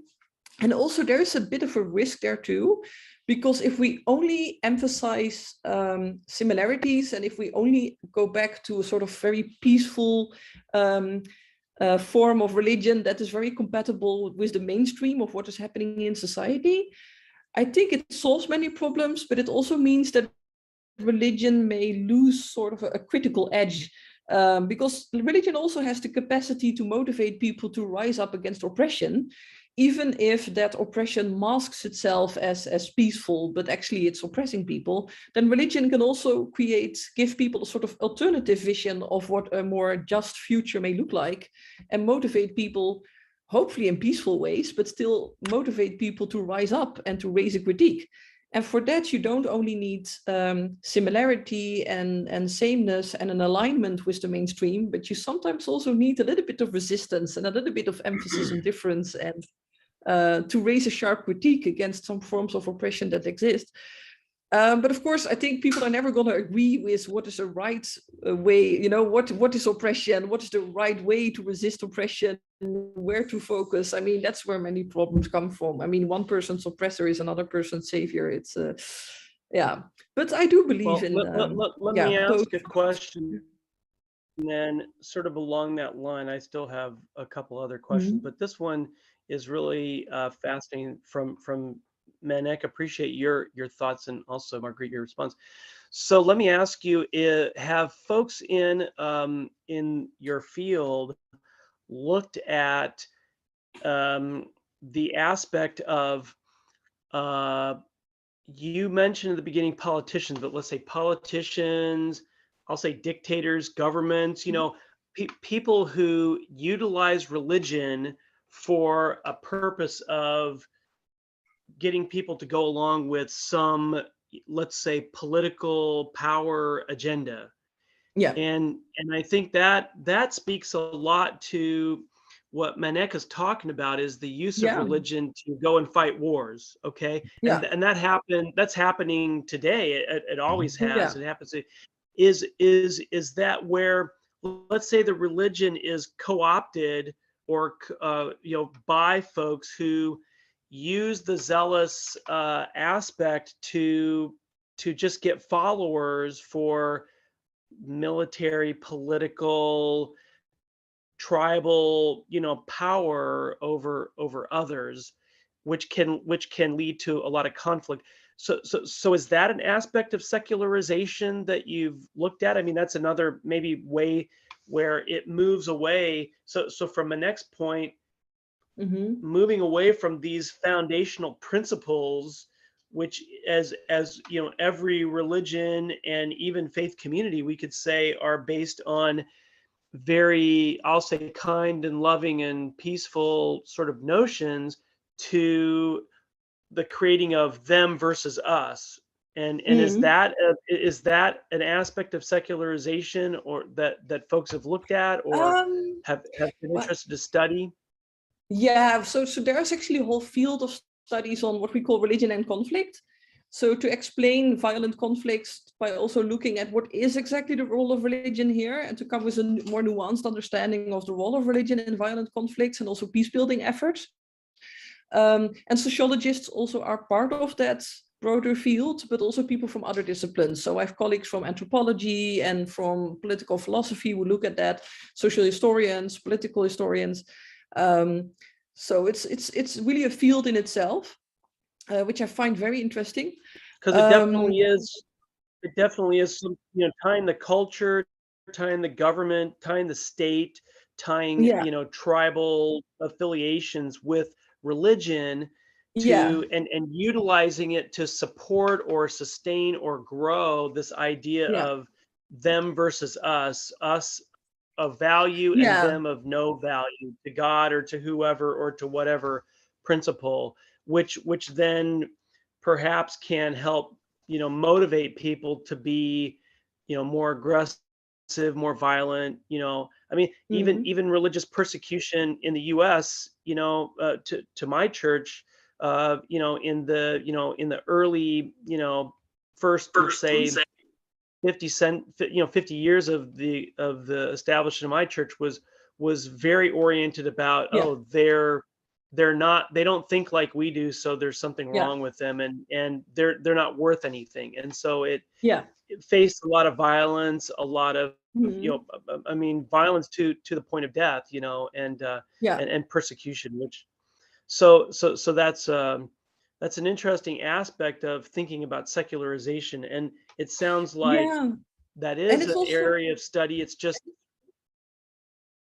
yeah, it is. And it's also very much a question like, would secularization, whatever that may mean, would that be a solution then? Or is it actually part of the problem? yeah, And there's no clear answer to that, interesting. Yeah, but it is something like it's like if the role of religion it's like taking the gun changes. away, you know, Yeah, and versus the person shooting the gun, right? So like take the yeah, religion away versus, you know, the responsibility of the people that are practicing it or utilizing yeah, it that's in a true. in a negative way. That's very fascinating.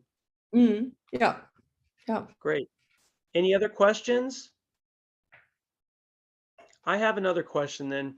So I'm interested in your thoughts or what you've learned in relation to the role of the family and the strength of the family in a society and how that relates to secularism.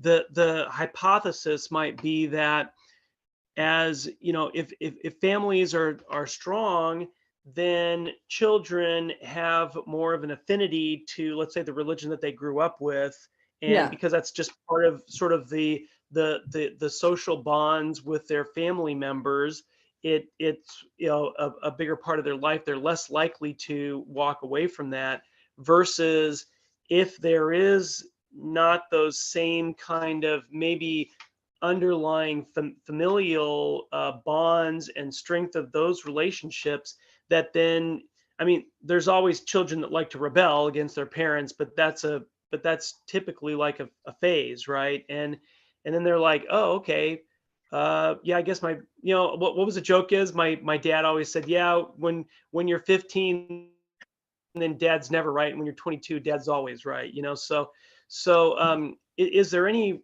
correlation or association that's been seen between the, and I know you probably have to have metrics to measure the strength of a family, and then the association with secularism, given that idea that maybe, oh, a next generation doesn't feel those strong bonds of affiliation with their family and their religion, so it's easier for them to step away from that, to say, oh, that's not part of my life, because of their level of engagement, like with family type relationships and things like that. Yeah, so I think you have a point, but what we see, so just to avoid any misunderstanding, what we don't see is that religious people necessarily have much stronger or better family ties than non-religious people or unchurched people. I mean, there doesn't seem to be a strong correlation there. However, we do see that what we call a religious socialization is a very strong predictor for whether people are gonna end up being religious or not. However, secularization does mean that it's more and more difficult for parents who are religious to give a religious upbringing to their children in a very convincing ways, because every generation, so let's make it very concrete. You have like the first age cohort of, let's say, a grandpa and a grandma now, but when they were raising their children, who are now the grandparents, I mean, when they were young, most people in their social environment, they had the same religion as they have themselves. So when they were raising their children, like the whole village or the whole town was having a somewhat similar effect on those children in terms of their religious socialization. So those children, they wouldn't only learn religion from that grandparent, from their parents, but they would learn it also, it was just part of the norm. I mean, they would learn it also at home with their family friends. They would learn it at school, maybe depending on which country you live in. In the United States, you've had a very secular school system for a long time. In Europe, this may vary from one country to another. But whether you learn about your own religion in school in a normative way, whether it's not only your parents, but also other people in your social environment who are raising you in a religious way, that was much more common to have that very broad religious socialization many decades ago than it is now. So even if you have a set of parents nowadays who have the same religious enthusiasm as their parents had, even if that happens, so these young religious parents want to give a religious upbringing to their children, but they have to do it in a much more secularized environment. So their children will be confronted with many more different ideas. It's much more easy for those children to say, well, what my parents say is basically, you know, they're nice parents, I love them, but what they say is totally nonsense. They may be tempted by many competitors to religion. Well, also kids, you know, kids tend to discount what their parents say, right? Especially if it makes them unique from others. At least there is in Europe, and I think also in the US, there is much less focus on nowadays. You know, in the past, raising your children was done with a lot of authority, and it had good sides and bad sides, but there was very little space for children to talk back to their parents, to really, you know, raise their voice and disagree.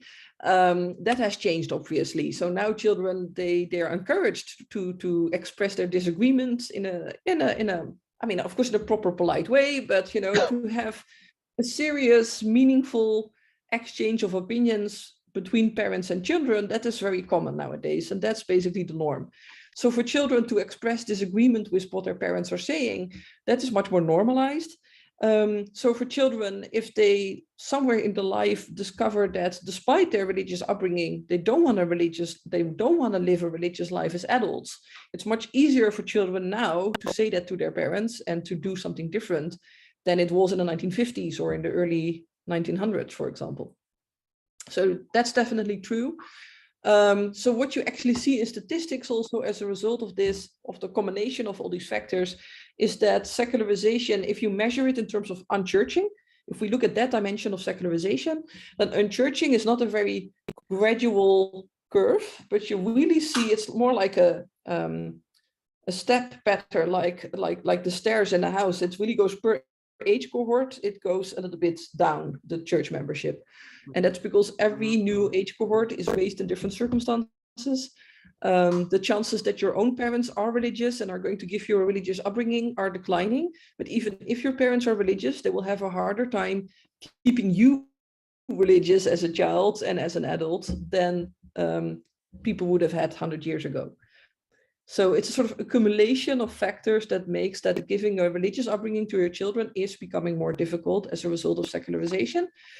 But again, it depends, how do we define a religious upbringing? Is it about faith, you know, being a committed member of a church? Or do we take into account a much broader array of manifestations of religiousness and count it as religion and say, okay, people actually may remain religious, but they experience it in new ways that are more detached from traditional church religiosity?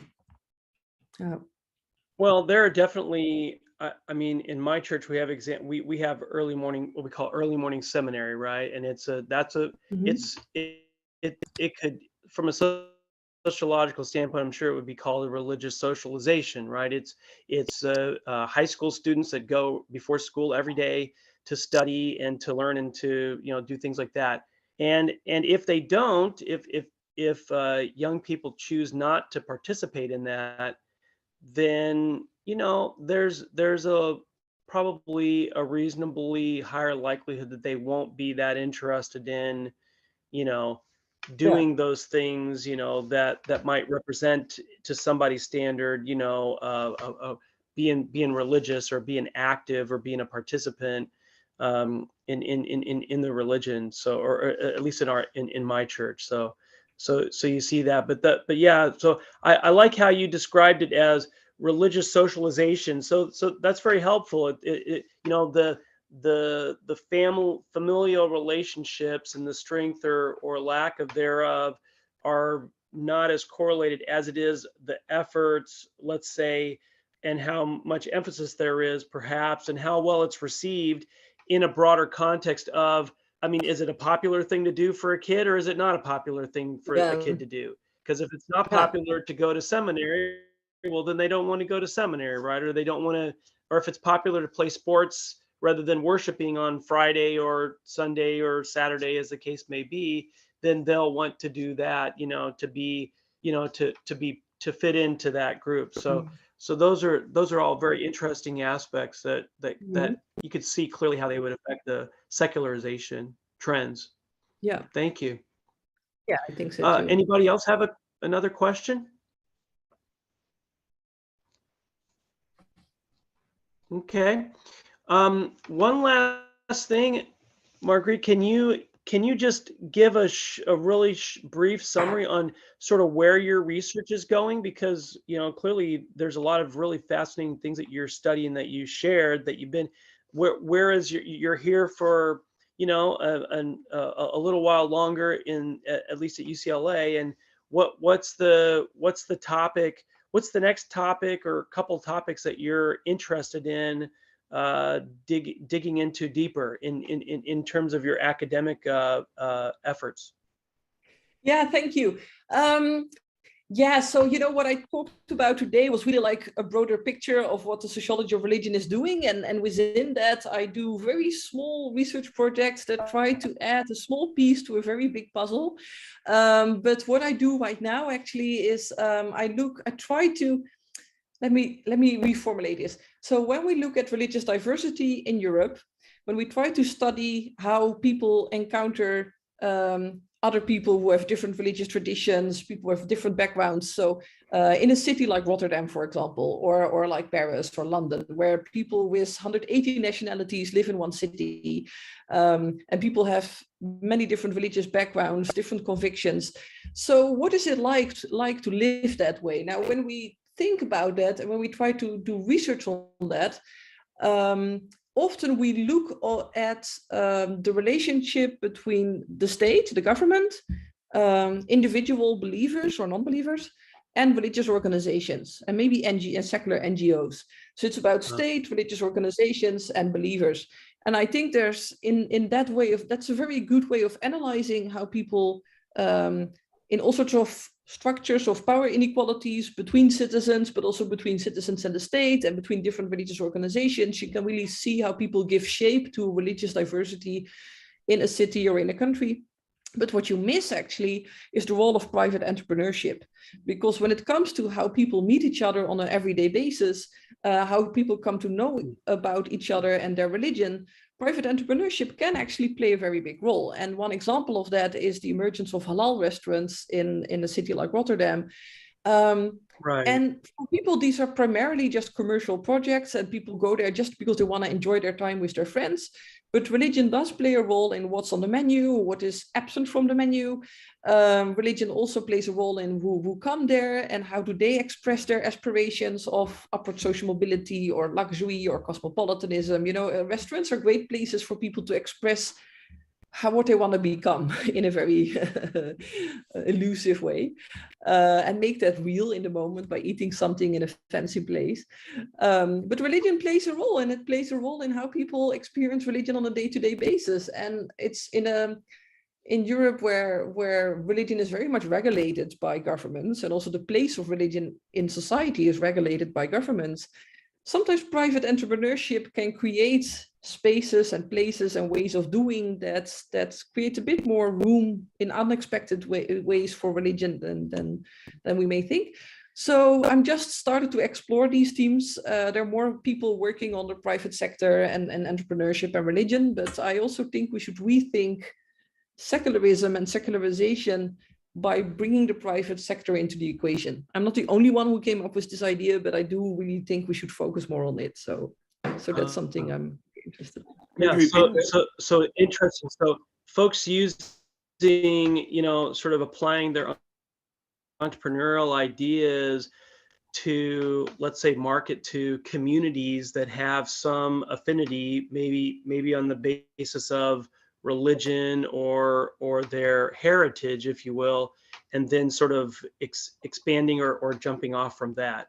And it creates like an experience, a place to interact, a place to enjoy or experience life, in a way that, folks find uplifting. So that's really interesting. Yeah, exactly. And the point of a halal restaurant is obviously not to make more people Muslim or to spread Islam. That's not their point.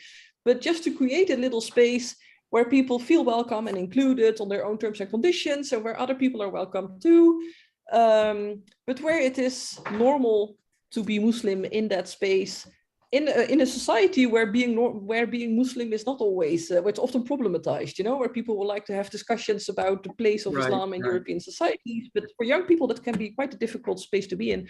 So to have this little space, a few square meters, where it's just entertainment, but it is an entertainment setting where you're welcome on your own religious terms and conditions. And that can be a powerful experience for young people if you belong to a minority religion in Europe or perhaps also the US. So that's something I'm also interested in.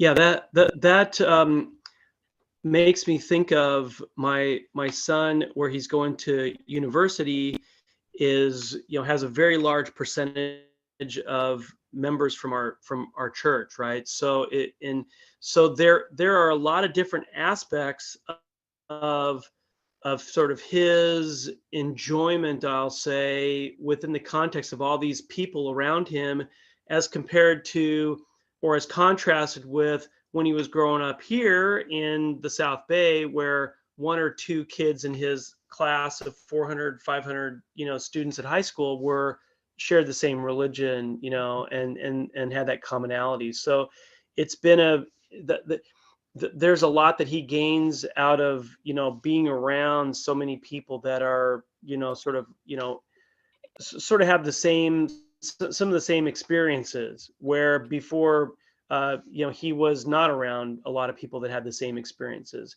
And so had a lot of friends, but they didn't share that kind of experience, and background with him. So you could see how little, even the more sort of enclavish it is, maybe the more powerful it is for someone, to be able to go and have that experience in an enjoyable way, when, in contrast to the larger society. So, okay, thanks for sharing that. That's really great.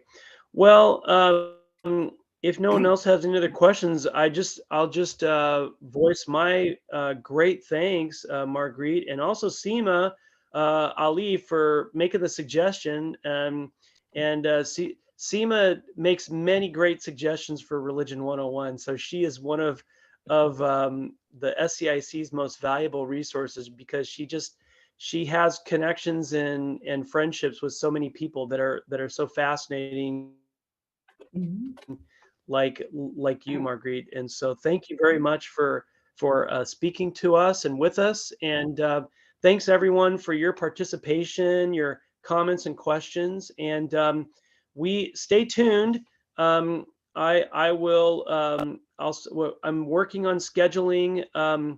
I think I have a speaker for July and September and October, and so just stay tuned, and then I'll be sending out a flyer, and we'll see you at our next Religion 101. So please join me in thanking Margreet for her time and for just her wonderful knowledge that she was able to share with us this evening. So thank you very much. James, may I ask a question? Thank I think you. Donald has a question. Could you tell us how this will be available for online on YouTube channel or wherever? Because we could get together our own groups. Yeah, sure, Donald. I will.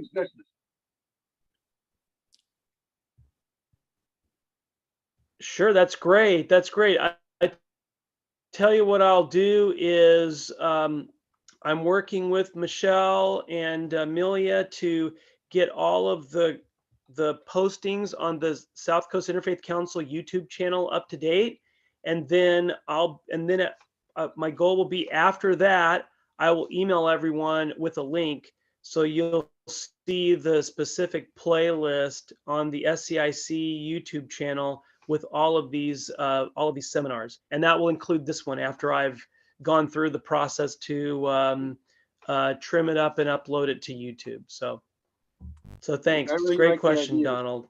Thanks everyone. Have a great evening. Okay. Thank you. Thanks everyone, and thanks for having me here, and your wonderful questions and comments. Thanks to all of you, and thanks to you, James. It was really nice working together with you. Thank you. Thank you. For sure. Good night.